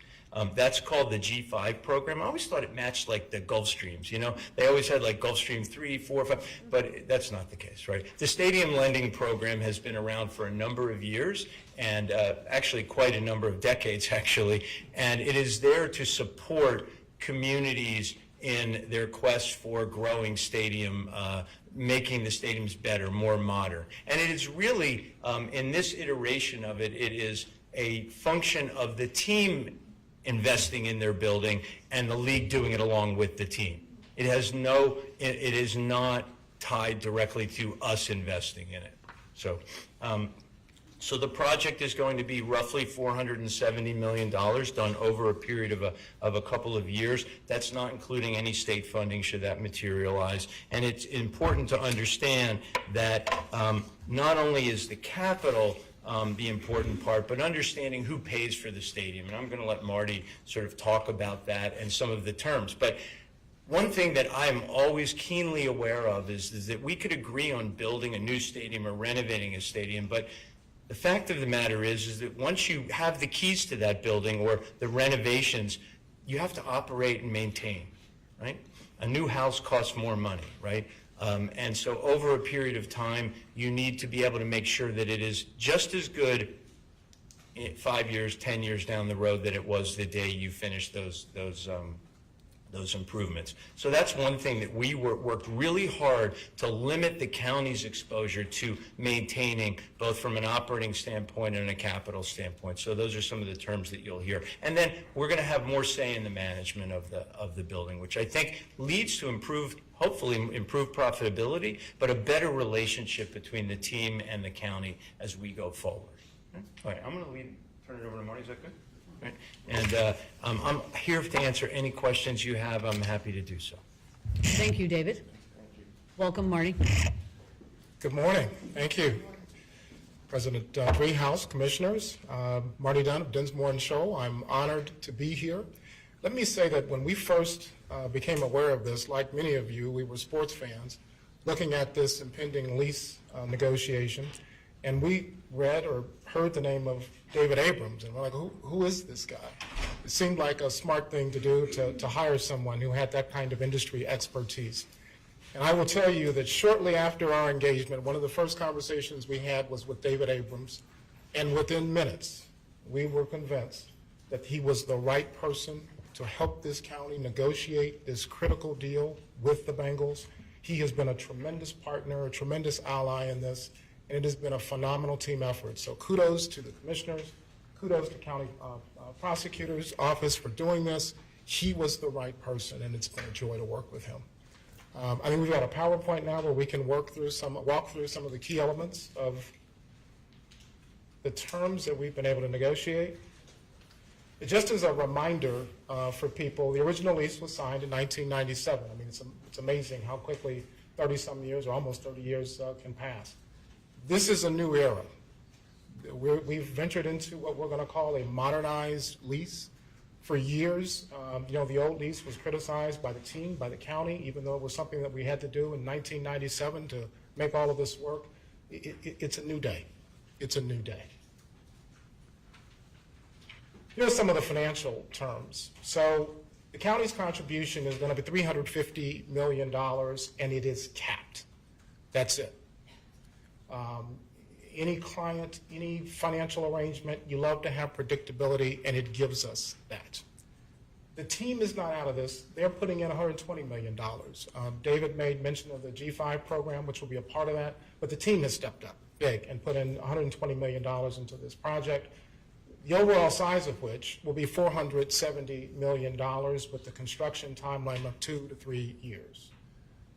This is a 75-25 split, which is a change from the nearly 90% contribution that the county had during the last lease. The lease term, it's an 11-year base lease. Some people may say, why is it 11 years? They probably heard things about 10 years. It's a 10-year extension beyond where we were, but because it's a new lease of 11 years, we're capturing that final 2025 NFL season and improving the terms and conditions of that last year of the current lease. So this is an 11-year arrangement. There will be 5 2-year extension options that the team will have, but the first option is a guarantee if there's an automatic renewal if the team reaches 24th or better ranking in NFL revenue. So they can voluntarily elect to extend it for another 2 years. If for some reason they choose not to, we have that metric in place to guarantee that there's an opportunity for another 2 years to tack on. The annualized capital contributions, $3 million annually for the first 3 years. Then it goes up to $6 million thereafter. It's indexed for the Consumer Price Index and 2.5%. The unspent amounts will go into a CapEx account, and the obligation will continue into the extension periods. Nothing prevents the team from putting in additional money for future improvements should they so choose. Let me also pause on this, though, that this is another thing where there's predictability to the investment that the county is making, and it's something that did not exist in the current lease. Next slide. Rent. Similar to the contributions, we're going to get annualized rent of $1 million in years 1 through 3. That escalates to $2 million at year 4 going forward, again indexed for the Consumer Price Index or 2.5%, and the rent will continue through the extension years as well. Project management, the team will manage the renovation project with county input following the publicly funded projects, the procurement policy that the county has in place for publicly funded projects. State funding and urban design. Again, this is a new day, this is a new era, it's a new partnership between the county and the Bengals, and one of the things that we will continue to do jointly and aggressively is to pursue state funding. Folks in the area have heard about what's going on in other parts of the state, and we have already begun to collaborate to make sure that we can bring some of those dollars to Hamilton County. The Urban Design Study Group, there are recommendations out there with regard to the bank's development. The team and the county will work together to follow the recommendations of that urban design study for the betterment of the area around the stadium. Next slide, please. Operations and enhancements. The O&M responsibilities will follow the current practices where the team is responsible for game day costs. Any non-game day costs would be something that the county would take on. There was a provision that I don't think either the team, frankly, or the county liked in the old lease with regard to enhancements, that is going to be eliminated from this current lease. It was a provision that really allowed for kind of a comparison of what was going on in other markets, and if something was going on someplace else, the team technically could ask for the county to provide those enhancements. That provision is going to be removed from the current, I should say from the new lease that we have in place, or will have in place. Can you go back? You're quick, you're quick. You're quick.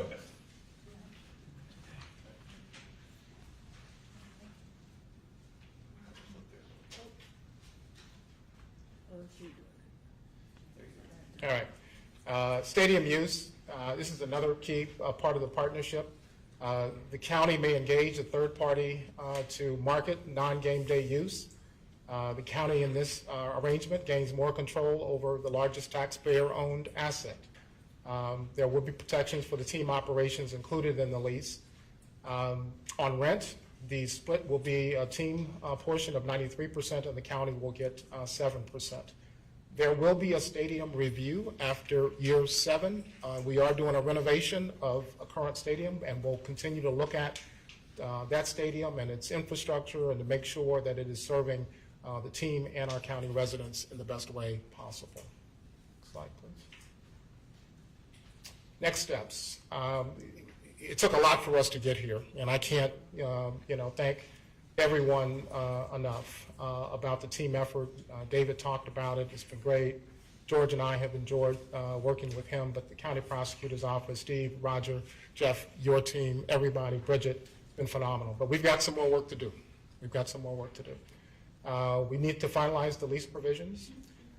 We are working on a document right now that would memorialize the commitment of both parties to do 2 things. One, it would outline the definitive documents and it would be mutually signed by the Bengals and the county. But there is a June 30 extension on Monday by which the Bengals would ordinarily have to give us notice of their right to extend the current lease for 2 years. Because of what we've been able to forge ahead with at this point, this LOI or letter of intent will extend that June 30 deadline so that it will coincide with the time that we need to complete the definitive documents. And it's a very careful process. There's a lot that's going to go on. We want to make sure we get it right. Parties will act in good faith. I mean, it's been good faith. We've enjoyed working with the county team, but we also have to acknowledge the cooperation we've gotten from the Bengals team. I know that may be tough for some people. So, you guys are supposed to hate each other and fight and that kind of stuff. The negotiations have been spirited, but they have been focused. They have been continuous, and we have been in constant communication with us. There was never, with each other, there has never been a point at all where the conversations ended. And we've been very responsive to each other in a very timely manner. So I want to acknowledge the Bengals' cooperation in this, and we still have some work to do. That's it. I'm open for any questions, as is David. Yes. Yeah, I'm just was reminded that I should point out that this is compare this to other renovations that are going on around the country. This is probably a lower cost of initial capital than just about anywhere that I'm working in the NFL. Now, I've cautioned everybody that you can't point to 3 or 4 deals and it's a linear progression as to why this one might be better or pick and choose. It's very hard to sort of compare one or the other. But from the standpoint of invested capital, we are investing what I consider a modest amount, not an excessive amount. On a per year basis, it's lower than what I've seen in other cities. So kudos, but again, this is a building that this county owns, and so you don't want to shortchange its investment. So that I think is important. But from a rental standpoint, from capping our exposure, these are good terms, right? You're getting rent from the team, which in some cases there isn't rent from other teams. You're capping your CapEx exposure. They're paying their event day expenses. And you might even ask that, well, why does it go from 3 to 6, right, from the county standpoint? And the simple reason is we're investing money up front. There shouldn't be a large need for capital expenditures in the years that we're actually doing the construction. So it's a lower amount. And this is putting money aside to help the building get on its feet once it's open, right? There are always going to be things that need to be attended to. Same thing for the rent. The team is going to be spending a lot of money in the building. Their rent jumps up after that expenditure is done. So we tried to do that in lockstep. So it's a very fair lease. From our standpoint, it compares well around the country from other NFL teams. And what it does is it equitably sharing in expenses is something that wasn't really in our agreements before, that it is now. And again, I would commend, as Marty said, the relationship with the Bengals has been a good one, that we've had again, spirited, I think, is a good way to characterize it, but it's never simple. But they have been at the table continuously working with us to find solutions, and that's our job, is to find a solution. Your job is to agree or not agree with that. But I think we have found something that compares very well to everything you would see around the country. So I just wanted to make that point for you. Okay, so thank you for the presentation. Thank you, Jeff, for teeing this up. So we have, as everyone has noted, we've been doing this for a very long time. And when asked, how long have you been negotiating with the Bengals? Well, I started about 8.5 years ago, and I would say 8.5 years in my case, because we're always negotiating with the Bengals. We've got 19 amendments to the original lease. So in recognition that it didn't serve our purposes as a county, and so we've always been in negotiations with the Bengal. They've revved up lately, and that is true because we had a deadline in front of us, and we're meeting that deadline. But I do want to say that these conversations have been ongoing. They've ebbed and flowed. You say I like the word spirited by way of defining the conversations that we've had, but we have been at the table in as David said, a spirit of cooperation to try to get something done by the deadline. And so we've arrived at this moment in time. I feel like it's a historic moment. We've been living with the old lease for a very long time, and we have agreed with the Bengals on new terms for a new lease. I too want to thank the team. This has been challenging for a number of reasons, but our county staff has been second to none. And Jeff Aludo, I don't know when you sleep, I don't know when you eat, I don't know if your family ever sees you, but we are very grateful for all the time and effort you've put in. I know it's been a lot of energy expended on this, so thank you for your work. Bridget Doherty has really stepped up too. Thank you, Bridget, for doing your role as the comms person in addition to all the other stuff that was required. And John Brugan, who is a guiding force on all things county budget and keeping us in line by way of what we can afford to do and what we should be doing financially. The new team, George Vincent, Marty Dunn, Alex Linzer, you guys have been great. Thank you so much for stepping in. On the ground, running as soon as you got here. I know there was quite a bit of prep work that happened even before that. So thank you so much for sticking in there with us and all the work that you've been able to do, along with Roger Friedman, who's been around for a while, by way of the county side. Thank you, Roger, for everything that you've done. David Abrams, your expertise has been invaluable. I mean, it's the reason we brought you in, because you know stuff we don't know about the market, about other teams, about what's fair. And so your lens has been critical to helping us understand, what we should be asking for, what they should be asking for, and trying to balance all that with us. I wanted to mention Bethany Pugh. She doesn't get a lot of attention because she's a financial analyst, but Bethany's runs of all these different numbers and figures and what we can afford to do, what's our capacity, again, has been a guiding force for us, so I'm very grateful. Prosecutor Pillage, you've played a role in this too. Thank you for your support in helping us get to this moment in time, and Steve Simon also with the prosecutors team. Really appreciate that. I also want to thank the residents and the taxpayers who have weighed in on a daily basis at some weeks and made sure, and we go out, we talk to folks, they have weighed in and let us know from what I've heard, please keep the Bengals here and please get a new lease. And we've delivered on that today. And that was not an easy thing to deliver on, but here we are. And I also want to thank the Bengals. As you say, we could not be sitting here without the Bengals saying yes to the terms of a new lease. And we all know the Bengals want to stay in Cincinnati. And so I think that was their motivation primarily. But they could have extended the current lease for 10 more years. And I don't want to lose track of that that fact, but they didn't do that. They hung in there with us. It's been a challenging negotiation, but we have been together at the table the whole time, and so I'm grateful for their collaboration in all these discussions. So we've come to an agreement that ensures that the team will be here for at least another decade with a lease that is far more favorable to the taxpayers without raising taxes. The agreement is not perfect, but it is a far cry better than what we have had to endure for the past 28 years. We can finally answer the question, did we get a better deal for the taxpayers while keeping the team here? And the answer is yes, we did. And we collectively, yes, we did. So I just want to highlight just a couple of things that were mentioned during the presentation. We were looking for something where we could have some stability in this community by way of having the team here. We knew the Bengals wanted to stay here. We wanted to keep them here. And so this agreement is, as was stated, an 11-year agreement because it will kick in before the old lease kicks out. And so that's good. And then we've got this trigger language for the next 2 years. So in my mind, it's closer to a 13-year agreement because we expect that trigger to kick in, and we can do that without having any further conversations with the team or internally. So I feel like that time frame is good. I think that's in market value.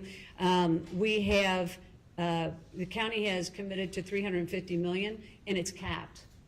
This is something that we've been worrying about because the old lease allowed the Bengals to come in and ask for enhancements relative to the market, relative to what everybody else was doing to stadiums all over the country. And so we always had this undefined liability that we might have to spend money we don't have, we can't afford, if the Bengals asked for these enhancements. That was in the old lease. That is something that keeps you up at night. And so this is capped. That is a great benefit to the county. And I'm thrilled that that is within also the borrowing capacity of the county as Bethany determined for us. The team is also in. And I think this is important because in the past lease, the team had no obligation to contribute to the capital, not only maintenance, but also to the build of the stadiums. And so we all know that that was a very low percentage, like 5% maybe. And so they've kicked in for the $120 million. And David, you characterize it correctly. It's NFL and team money, but the team had to go get the money, and they're on the hook for the money. So it's $120 million that the team is obligated to put forward by way of this agreement. And so I am delighted that they are participating in this financial stack, in addition to the rent. So they don't pay any rent right now. They're not obligated to pay anything by way of rent. And so they are saying they're going to pay $1 million in the first 3 years and then $2 million after that. When you total all that up over the term, it's between 20 and 30 million or so. So the way I think about this is add that to the 120, because this is the team's financial participation in the deal.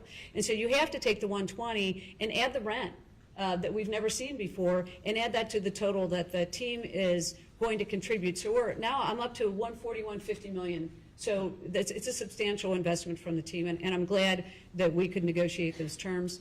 As I said, that the CapEx is also capped. This money that we will put in, and we always have to maintain. It's our asset. It's the taxpayers' asset. So we need to put CapEx in to make sure that this stadium is functional, that it's safe, not only for game day, but also for all the other events that will be happening in this stadium. The reason we are talking about a renovation and not a new build is because of the CapEx work that we've done in the past. And so we will continue to do that. I talked about the enhancement language. The other big piece of this, and I know my colleagues, we all care very deeply about this, this stadium belongs to the taxpayers. And finally, the taxpayers are going to have access to their stadium.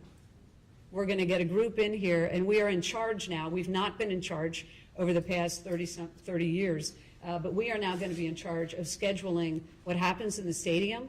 We'll bring in concerts, we'll bring in games. I mean, it's an exciting opportunity for the county, and so I'm very, very excited that finally taxpayers will get to use this facility as we should and to their benefit.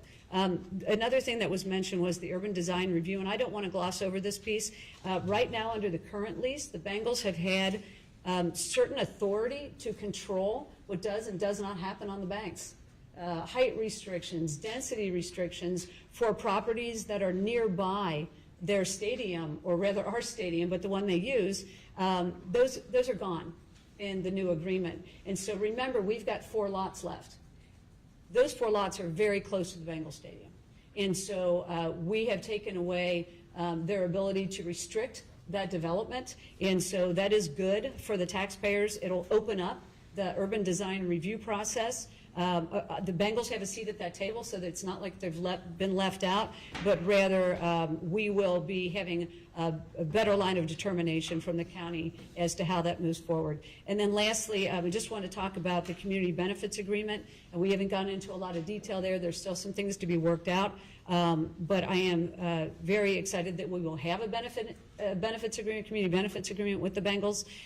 This will include things like our inclusion policy. It will include things like fair wages and prevailing wage. It will include things that are important. I'll speak for myself, to myself, as we think about a community asset, the work that we're doing in that community asset, and how we treat the individuals that work on the community asset, and make sure that people from this community benefit from the team being here in ways that are outside just the economic development benefit that we all can recognize, but additional benefits that we have not seen in the past. So again, something that the team has agreed to, and I'm very excited to dig into that and get into more detail there.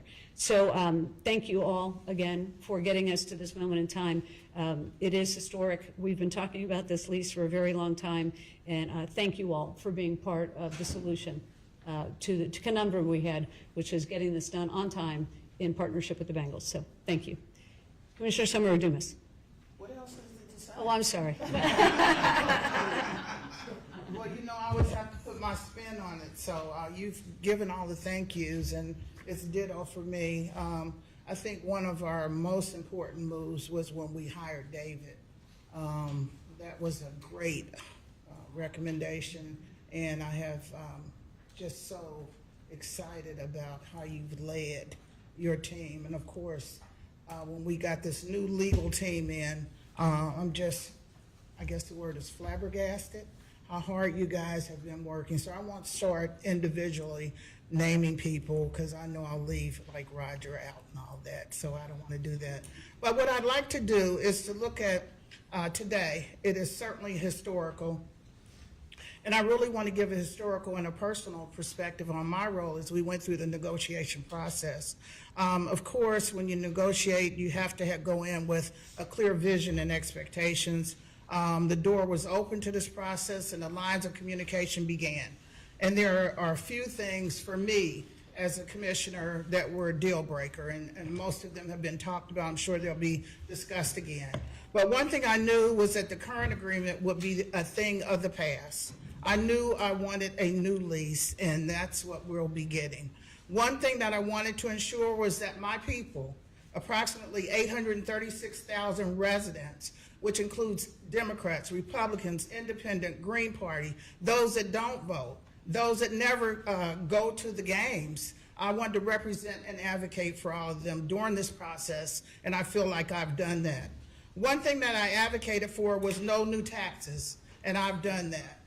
One thing that I advocated for the people to pay less and for the team to contribute more in the pot, and I've done that. See, I did all that myself, you know. But I thought David was nice when he said the equitable sharing wasn't really in the old agreement. That was nice that you said it that way, because it was not in there at all. One thing that I advocated for was at the stadium, and it was said earlier, the People's Stadium will be used by them, for them, and with them. This will not be the exception, but it will be the rule. And the county, as we said, will provide the booking for outside events. One thing I advocated for was the ability to continue providing a property tax rebate to the people that still, so we can still allow some fiscal viability for the county, but also see if we can fit in also the property tax rebate and remain viable fiscally. And one thing I advocated for was that the county receive reasonable rent from the team. I've done that. One thing that I advocated for was an agreement that the term of the lease would be reasonable as we provide capital investments. And when I say, seriously, when I say I've done that, We put it all on the table. You guys listened and you fought for it and you stood strong and we stood strong. So when I say I've done that, I brought what I thought was good for our county and I'm really happy about it and you guys fought for it. So I do not think that I really didn't think we'd be here today at all. I mean, not that I was negative, but things were just going in different ways. It was described that way. So I'm just really happy about being here. Our team and their team have worked hard to become a winning team. So I thank all of you, and I thank the Bengals. Thank you, Commissioner. Commissioner Reese. Thank you very much. I want to echo the thank yous to the team that has been put together. I want to, though, keep a highlight on who hired all of us to be in this room. The taxpayer, the person that's struggling every day, the person that bought some bubble gum, some person that's paying their property taxes. The only reason we are here talking about the Bengals did not hire us to be here. The taxpayers hired each of us. And yes, we have thousands and thousands of folks that live in Hamilton County, and I'm happy to represent them.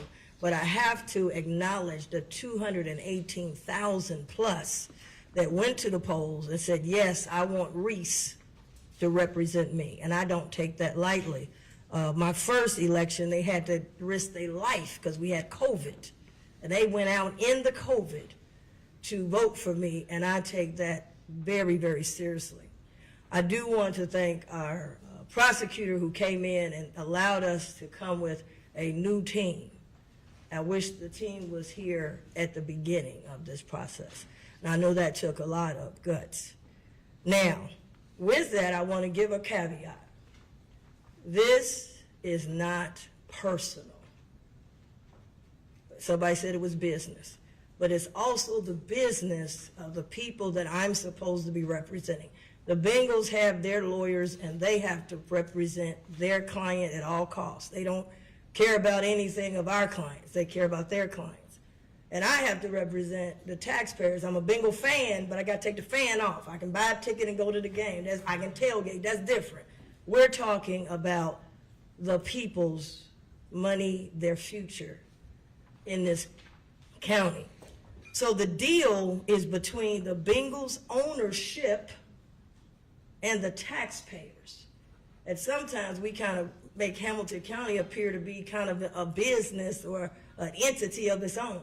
It's not versus the county government, it's versus the taxpayers who will have to pay for this deal, not just today, but all the way through.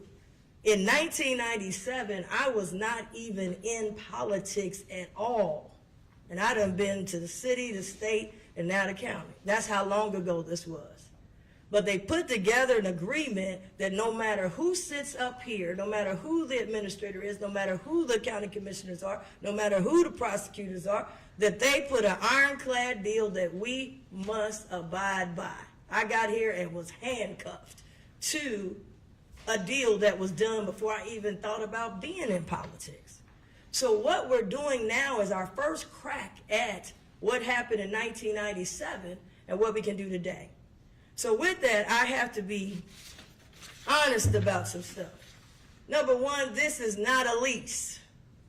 That's number one. Number two, I feel that my people that voted for me, it has been taken away from me because already, and I don't know who sent it out, I'm very confused. I haven't voted, but I was elected to give a vote. And on here it has 1 hour ago, Cincinnati Enquirer, here are the terms of the new lease. Before, Mr. Ludo, you even presented it to the people. You said, now we have a PowerPoint. It's already an Enquirer. So the PowerPoint was given out before the people got it. It's in USA Today, it's in the Enquirer. Then let's go to WKRC. 9 minutes ago, deal is reached. We haven't even taken a vote. Deal has been reached. So who put it out there? Somebody put it out there. WLWT Channel 5. Bengals County leaders reach a deal. I haven't even voted yet. I should have the right to vote. Somebody put it out that the deal was already reached, and this is why the speeches was being made. Sports Illustrated done got a hold of it. Cincinnati Bengals and Hamilton County agree. This is the problem. This is the problem that's really going on. And I try to come in here and say, well, there's no reason, kind of lay back. And I ain't laying back. 218,000 people voted for me to come down here and get a vote. And y'all done, somebody that gave it out that we're in the bag. It's a done deal. Somebody gave it to them.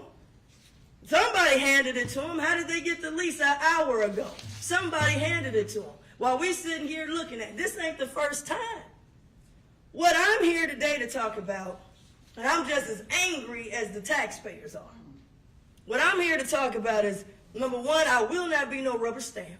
Number two, you will not dictate what my vote is before I take a vote. We shouldn't be handing out information before the people get it. Somebody handed it out. Because we was just now saying, let's go to the PowerPoint, and I'm looking at the thing, it's already up. That's a problem.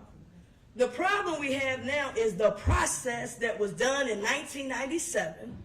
We're back with the same process.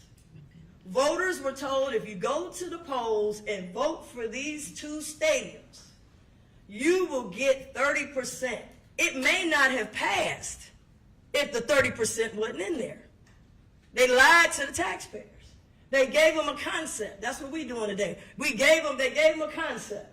But the concept is a lot different than when you get to this thing right here. All these pages, all these whereases, all this. This is where the taxpayers got screwed. They won on a concept, but they lost on the actual binding agreement. So for me, I can't get up and clap and take a bow. Because I've been, since 1997, they told you the date that this would expire. We had almost 30 years to get to the expiration date. So I don't know why we're running out of time. We had 30 years to get to the expiration date. We do not have a lease. So I want to make that very clear. So what I'm trying to do is what didn't happen in 1997. I got to read the fine print. I can't go with ideas. I can't go with LOIs, letter of intent, unenforceable. It's not enforceable in the court of law. It's not binding. I can't go with memos, memorandums of understandings. I've been very consistent. Where is the lease? I need the whereases, I need the commas, I need the periods. And I'm not necessarily blaming this team because they came in late to the game, but I just want to say that doesn't change that this is where I've been since I got here 5 years ago. And it hasn't changed that the deadline is in stone, it's in the contract, since 1997. So we knew 1997 this day would come. With that being said, today what's presented is what was presented to the voters in 1997, a concept. What the voters got mad about is when we got past the concept and we got to the actual lease. This is not a lease. In fact, the resolution says resolution to authorize negotiation of a new lease. Well, somebody said we've been negotiating, but now we're going to vote now to negotiate a new lease. Another thing that it says on here, I have to put my other glasses on so I really can read this stuff, is they make it real fine print. Says, be it further resolved that neither the term sheet attached to this resolution nor a subsequent letter of intent shall be interpreted as a new lease agreement. I didn't see that in the articles they put out.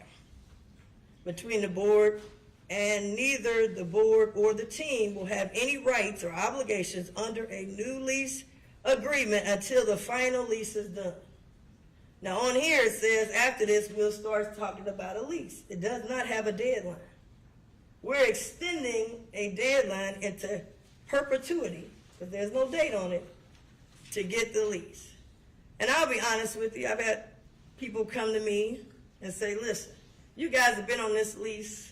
I've been hearing about this lease since December of last year. Of course, we've been doing it longer. And we got other issues. We out here struggling. People done lost their jobs. We had a veteran outside of our last meeting. There was a lot of commotion. And I asked, well, what was the commotion about? This veteran, Caucasian veteran, he was mad and they said, be quiet. He said, don't tell me to shh, because they done turned off my gas and electric, and I serve this country. So my question in this LOI, since we are representing the taxpayers, that's our portion of taxpayers, there are some things that I think need to be hit on. Number one, today we do not have a final lease. The agreement being voted on today is not a final lease, it's not legally binding, it's not enforceable, it's an LOI concept, same as what the voters had in